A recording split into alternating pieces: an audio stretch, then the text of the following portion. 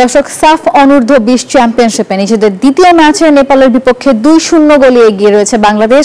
Bashundhara Kings আরেনায় এই মুহূর্তে রয়েছেন সহকর্মী সুখন সরকার। আমরা সরাসরি যুক্ত হচ্ছি তার সঙ্গে। সুখন, ম্যাচের সবশেষ অবস্থা কি দেখছেন এবং এই ম্যাচ ঘিরে দর্শকদের মধ্যে কেমন আগ্রহ দেখছেন জানাবেন।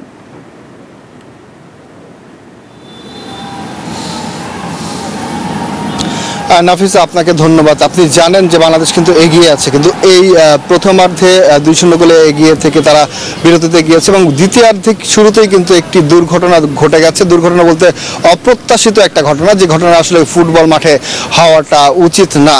বাংলাদেশের প্লেয়ার সাগরিকা এবং নেপালের আরেকজন প্লেয়ার, দুইজনের হাতাহাতির কারণে কিন্তু আসলে দুজনকে লাল কার্ড দেখিয়ে মাঠ থেকে বের করে দেওয়া হয়েছে এবং দুই দলই কিন্তু এখন 10 জন করে প্লেয়ার নিয়ে খেলছে এবং এই ম্যাচে জয়টা বাংলাদেশের জন্য খুবই গুরুত্বপূর্ণ। কারণ হচ্ছে যে এটি লিগ পর্বে লিগ পদ্ধতিতে খেলা হচ্ছে এবং এই লিগ পদ্ধতিতে খেলাতে যদি বাংলাদেশ শিরোপা ধরে রাখতে চায়, সেই ক্ষেত্রে বাংলাদেশকে প্রত্যেকটা ম্যাচে জিততে হবে এবং নেপাল কিন্তু সবচেয়ে শক্তিশালী প্রতিপক্ষ বাংলাদেশের জন্য।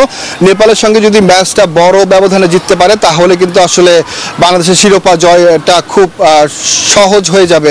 কারণ নেপালের সঙ্গে কিন্তু বাংলাদেশের আরও একবার মুখোমুখি হতে হবে এবং প্রত্যেকটা দলই কিন্তু প্রতিটা দলের সঙ্গে 2টি করে ম্যাচ খেলবে এবং শেষ পর্যন্ত পয়েন্ট টেবিলে যারা এগিয়ে থাকবে, সবার উপরে থাকবে, তারাই চ্যাম্পিয়ন হবে। বাংলাদেশ কিন্তু ডিফেন্ডিং চ্যাম্পিয়ন।